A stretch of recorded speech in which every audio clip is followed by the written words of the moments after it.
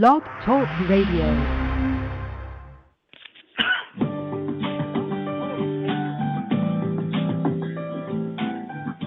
Welcome to Sky's the Limit, your inspiration station with coaches Wendy, Krista, and Shermin. Our goal is to search out and share with you the latest news about how to become and stay empowered to make the most transformative lifestyle choices.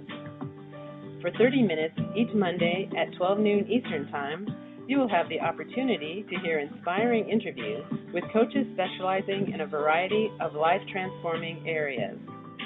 It is our intent to provide your once-a-week break of inspiration to carry you throughout your week. Your co-hosts are Wendy, who is a Body Beautiful coach, Krista, who is a healthy lifestyle transformation coach, and Shermin, who is a life sanity coach. It is important to know that all of the concepts and information presented during any of our shows are for educational purposes only.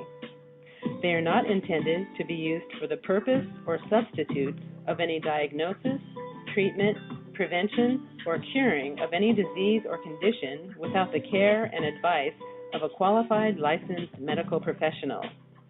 We highly recommend a visit with your doctor prior to attempting any new behavior that may affect your health. Again, welcome to Sky's the Limit, your inspiration station. We hope you enjoy the show.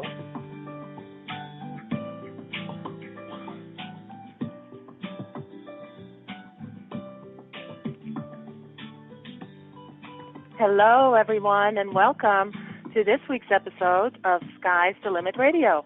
This is Shermin, one of your hosts, and I'm here today with our other two co-hosts, Wendy and Krista. Hello, ladies. Hello, Shermin. This is Wendy. Glad to be here. Hello, everyone. And this is Krista. Hello, Shermin and Wendy. And a warm welcome to all our listeners out there. We are thrilled to have Christopher Lawrence back as our guest on our show today for another interview on the important topic of how to find your dream job. Christopher is a certified master coach practitioner who spent 10-plus years working in the corporate world with a plethora of industries and companies, and now coaches clients who are dissatisfied with the corporate status quo on how to find their dream jobs. While in the corporate world, Christopher's focus was primarily in planning, strategy, and leadership of change management and communication, where he worked with the 5 generations now in the workforce.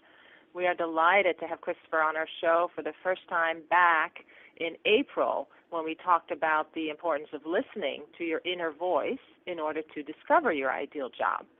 And now we'll take it a step further with figuring out how to get motivated and actually take your first steps towards your dream job.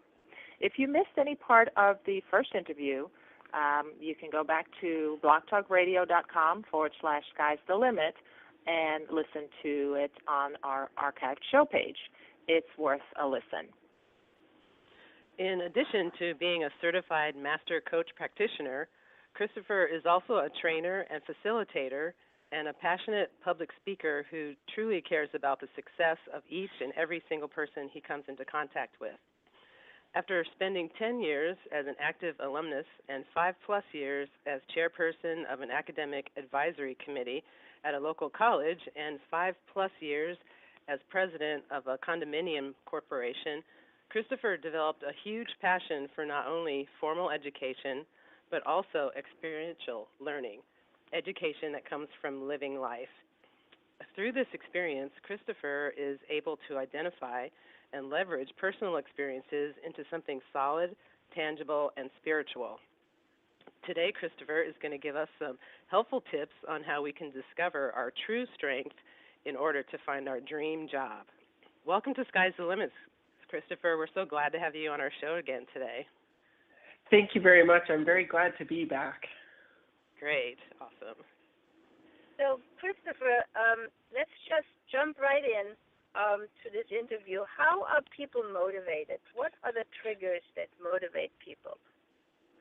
I think this is really important for people to understand because it might not be what you think it is.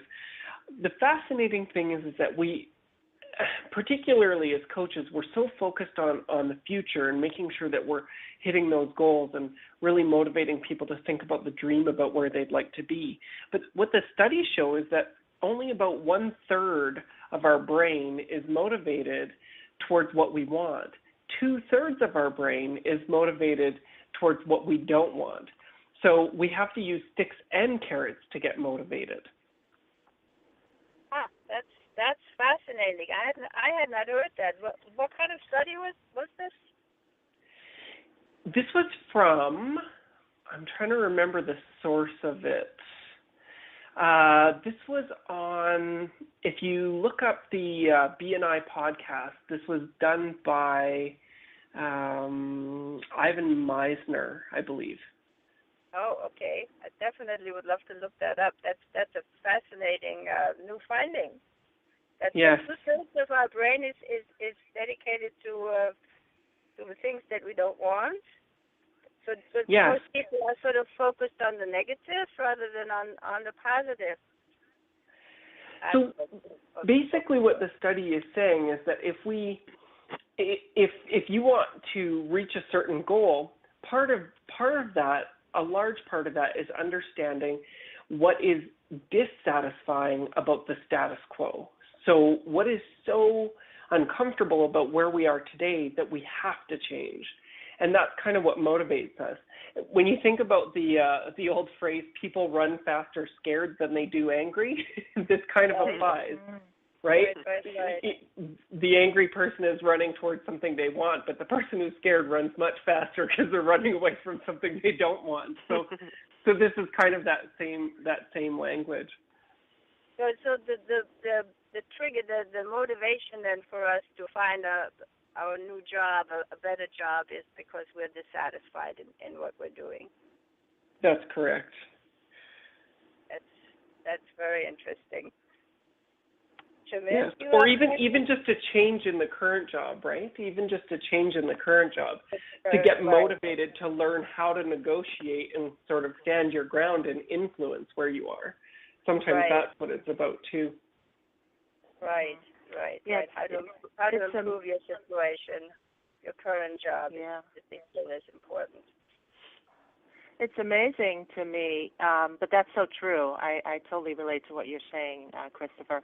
It's amazing that we have to be dissatisfied a lot of times, before we can get motivated to create a positive change in our situation. And as long as we're not dissatisfied enough, even if we're dissatisfied somewhat, we'd rather stick with, the negative that we know than the unknown. Isn't that right? Oh, that's exactly it. What's interesting about this actually is when you look at the methodology behind change management, right? So trying to manage change in organizations, which is really all about getting people to buy into the change so that it's successful and companies save money. One of the boxes that you fill in your plan is literally around what is so bad about the way it is today that people see the need for change. Mm-hmm. And then the other part of it is that we don't want to think about that stuff. So exactly. So we're kind of totally boxing ourselves in, because we're dissatisfied, but we're not dissatisfied enough, and we don't really want to feel very bad. So we don't want to look too closely into being dissatisfied to the point where we will actually get motivated to do something about it. So my question is about strengths and weaknesses, because you talk about that. Let's recap. What is a true strength and what is a true weakness, and how do we work with those?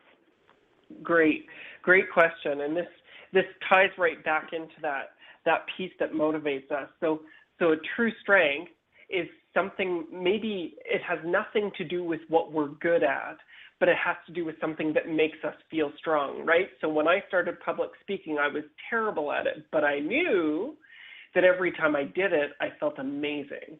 So I didn't have to be good at it, but I could see myself getting better at it. And so that's the mark of a true strength. It's something that makes you feel strong, or something that fulfills you, but you might not be good at it yet. A true weakness, on the other hand, is something that makes you feel weak. So I'll give you a perfect example. Data entry. Most of us at some point in our lives, if we worked in an office or gone to school, have some experience with data entry. And for me, I'm very good at it. But at the end of a day of data entry, I am so drained, it is not fulfilling for me at all. And so that's the mark of a true weakness, is something that maybe you're good at, maybe you're not. But either way, when you get home at the end of the day, you're just like, if I didn't have to do that again, that would be a good day. Yeah. So that gives me a real glimpse there. So basically, if you feel drained, even though you're very good at doing something, that's not necessarily, it's okay to want to be focused on something that feels good, even if you're not good at it yet. Right? Agreed. And Absolutely. it's a permission. I think that's a big part of it, Yes. the permission, right? To give yourself the permission, even though I'm not good at it, because I think that's what happens in people's minds, that it's, well, I'm not good at that, so let me just forget about that. I'm good at this, so this is my thing, so I need to just accept this. But yes. It's the feeling about it that's really important to have that guide your actions, correct? That's correct. And if you can't see yourself getting better at it, then it's a hobby, right? So maybe it's something that gives you strength, but you can't see yourself getting good enough at it to make money. Then it's a hobby. Mm-hmm. Then you can still do it, but and enjoy it. Exactly. Right. And this ties right into the motivation piece, because you want to move away from the things that make you feel weak or the things that you find unfulfilling, and move towards the things that make you feel strong or the things that you find fulfilling. Yeah, exactly. Wendy? Yeah, and then on the other hand, you might not realize you can't do something or can do something. It's kind of like you don't know what you don't know kind of thing. So yes. How does someone that you help, how do you help them discover what their actual true strengths are, even if they may not even know it? This is a great question. And so I think, what might be helpful is if I walked some of your listeners through just 3 quick steps here around how you could start doing this on your own. I think when you're in a coaching relationship, you get a broader experience. But if you're just at home listening, thinking, how do I do this? I've got 3 key steps. Would that be okay with you, Hope? Oh, yes. Yeah, that'd be great. Absolutely. Great. So here's what I would do. Take stock of what you know for sure. And because what I get a lot of is, and when you go back to that motivation piece, what I get a lot of in my office and what I start to see is like people are like, I don't know what I want to do, but I know I don't want to do that anymore. So we have to start with that, because we know some things for sure, right? We know you don't want to do data entry maybe, but we don't, or maybe in some people's cases it's public speaking, right? But we don't necessarily know what they want to go towards. So what I would do is I would go grab your resume. I would beef it up. I would put everything that you've ever done on it. So turn it more into like a CV, a curriculum vitae, and put everything, all of your academics, all of your volunteer work, all of your jobs. Maybe you're a homemaker. I don't know if that's politically correct anymore. Stay-at-home parent, and you want to enter back into the workforce. Put all of that down. Put down everything that you can think of that you did as your key responsibilities. It doesn't matter what your experience was. And then go through your resume, or you can do this day to day, right? And you can take stock of what you actually did and which ones did you go towards naturally and which ones did you avoid? Right? And then you can ask yourself, did I avoid that because I want the time to sit and think about it, or did I avoid it because I just hate doing it? Right? And you can do this with your resume. You're like, which of these, if I had more of, task A, if we're looking at job 1, task A, which, did task A, if I had more of that in my life, would that make for a better day or a worse day? And so you can literally go through and basically, check and X things off. So that's kind of the first step, is that you go through this. The second step is taking stock of all of those tasks. So compile all of the things that, whether it's day-to-day or if you're going through your resume, compile all of the things that you're like, gee, I wish I had more of this, and compile all of the things where it's like, gee, I wish I had a whole lot less of this. And then, so compile it and look at it. And then the third thing is to look for patterns, right? So what you end up with is this really broad menu of tasks, right? Mm-hmm. And then, so I'll give you an example. Sometimes people come into my office and they're like, hey, I really like organizing. That's a strength of mine. Okay, great. So do you want to organize my basement? Do you want to organize electronic files? Do you want to organize paper files? Do you want to organize somebody's backyard for landscaping? Like, organization is a very broad thing. The idea is that we need to get specific. Mm-hmm. And so you look for patterns and you say, okay, which of these organizational things, did I do that I liked and which didn't I? Okay. And that's kind of the first steps. I hope I'm being clear. I trust that you guys will let me know if I'm not. I'm actually thinking about a friend of mine who's recently been laid off of her job for I think 2 or 3 months now, and she's been trying to figure out how she can replace that. So this is very helpful. I can actually have her listen to this recording once it's out, and it'll be very helpful for her. So great. Yes, thank you. Mm-hmm. All right, Krista, do you have another question? Yes, this is very interesting, and I've personally gone through this, not to this detail of what you just described, Christopher, but it's amazing when you sit down and you take a look at your resume, some of the things that you discover that you may not have thought about before, like some of your strengths, and what makes you feel good and what you think you're good at. So this is really an excellent tip on how to discover your strengths. Now, once you have gone through this exercise, how does this then translate into finding your dream job? Great question. So, what I usually take my clients through once we've gone through this is we kind of take these three first key steps, and once you've sort of identified some patterns, you end up with a broad menu of choices. And what you can do is you can summarize these into a few statements. So I'll give you an example. I know that I like working with people, but I probably hear that from almost every client I have. There's a couple that say, no, that's not my thing. So I hear that from almost every client I have. So I needed to get specific enough in terms of my broad menu of choices when I'm looking for patterns. In what ways do I like working with people?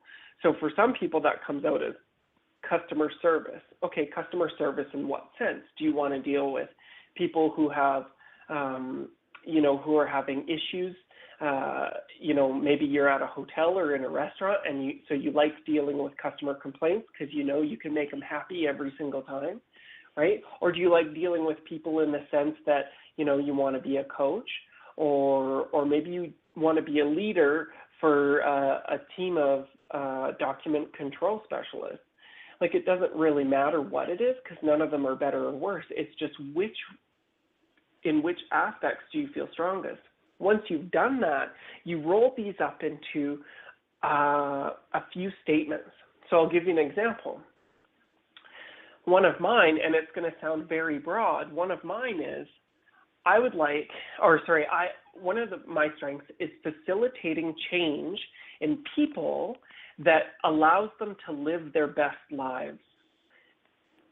It's very broad.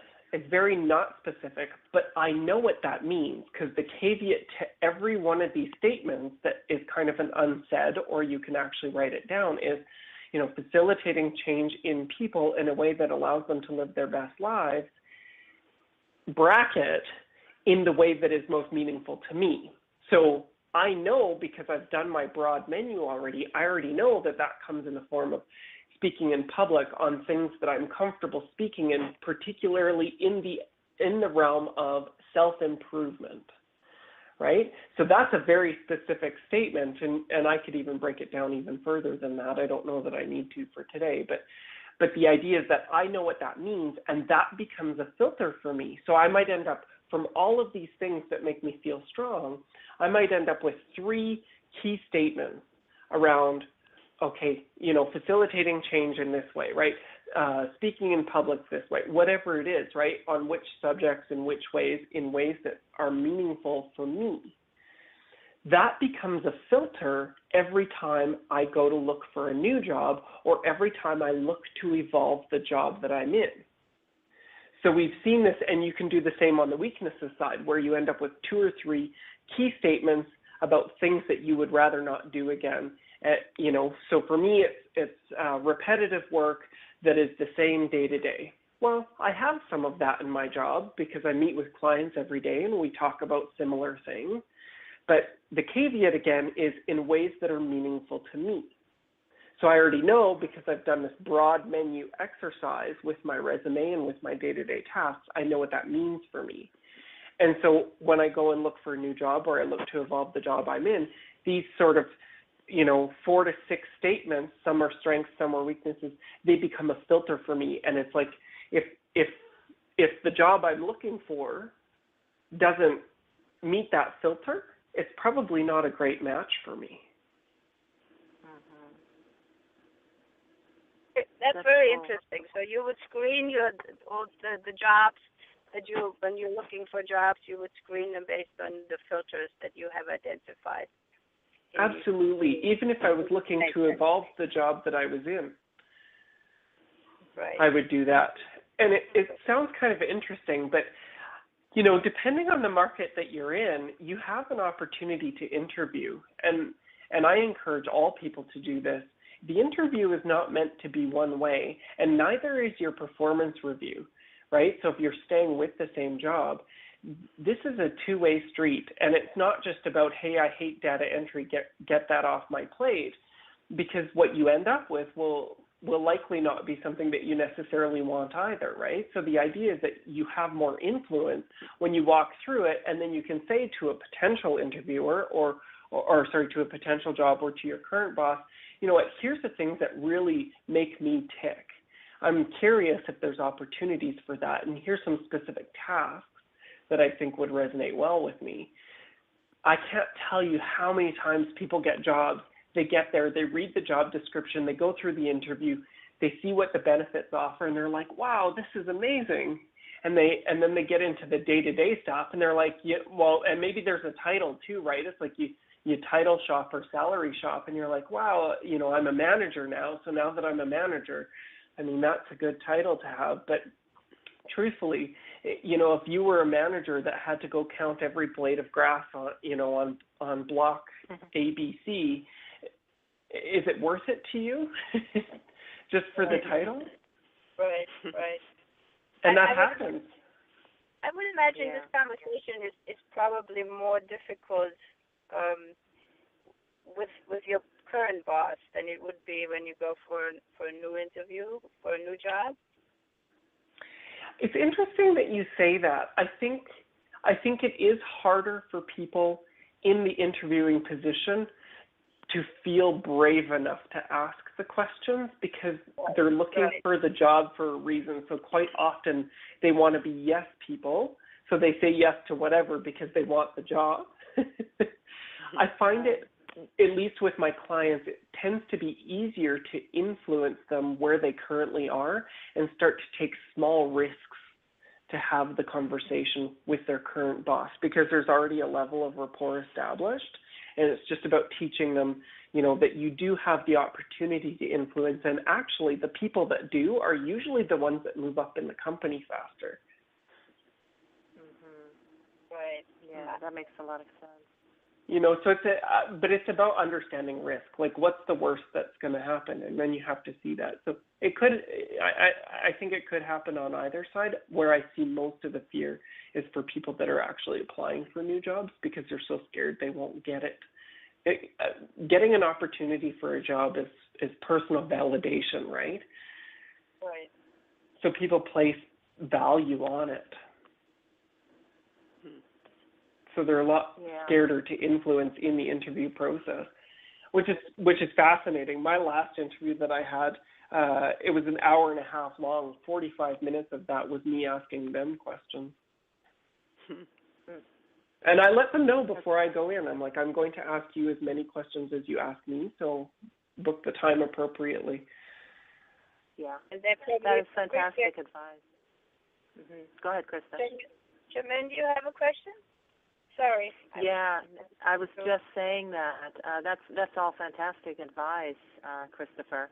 I just really love the idea about coming up kind of with your own mission statement almost, these key statements that you can then check any job or task against to make sure that you're really following what it is that would be the right fit for you or finding the right fit. So that was a great tip. Really appreciate that.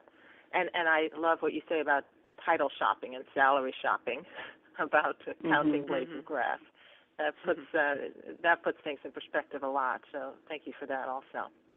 But now, once you find your dream job, the big question is now, how do you sustain it? Because things always change. You know, you've figured out what you want, but the world doesn't just stay in that, you know, where you want it to be. Everything is constantly changing. How do you sustain this? I would suspect this is an ongoing process that you have to do with yourself. Yes, absolutely. So, you know, as things change around us, we also evolve as people. And I think that's where those filters really come in handy. And like I said, the caveat being, you know, facilitating change in people. I'm giving you my example, right? Facilitating change in people to help them live their best lives in a way that's meaningful for me. The way that it's meaningful for me might shift and change over time, but the core of it will never change.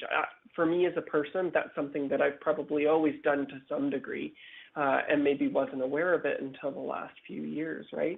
So the idea is as things change around us or as we change, you might tweak those filters a little bit, but they stay the same. And as things change in your job, again, the idea is to say, you know, maybe your boss comes and says, you're going to take this task on, blah, blah, blah.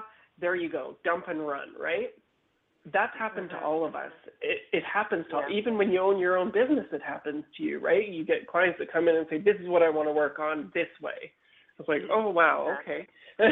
And my job is to be where you are, so let's do that for a while and see how you do. But the whole point is that instead of just saying yes, and then turning around, rolling your eyes, getting frustrated, or saying yes, because if you're like me, it's just nice to be asked, so you're excited anyway. Whether it's a good task or not for you, you're just excited. It's like they identified me and I'm happy. The idea is to say, you know, I'm not sure if that's the best fit for me, but here's what I'm willing to do. Why don't I take this on as a trial? And this is even when you're influencing, if you're like, gee, I don't know if I want that, so I don't want to commit to the boss. You know, maybe you're asking for it and you're like, I don't know if I want to commit to it because I don't know if I'm going to like it. Put that word trial in front of everything. I would like to do this as a trial for 90 days, right? Or if you know you don't like data entry and your boss comes along and says, guess what, we're giving you data entry because you said you've got extra time and whatever else. And you're like, you know what, great. I'm going to do that as a trial for 90 days. I just want to remind you my key influencers are here. This is where I'm most motivated. So data entry is something I recognize the company needs, but it's not something that maybe makes me feel strong, right? And the idea is to do it as a trial. Keep adding that word in front of it. And the other piece is work with a coach for 6 months to a year who specializes in these areas.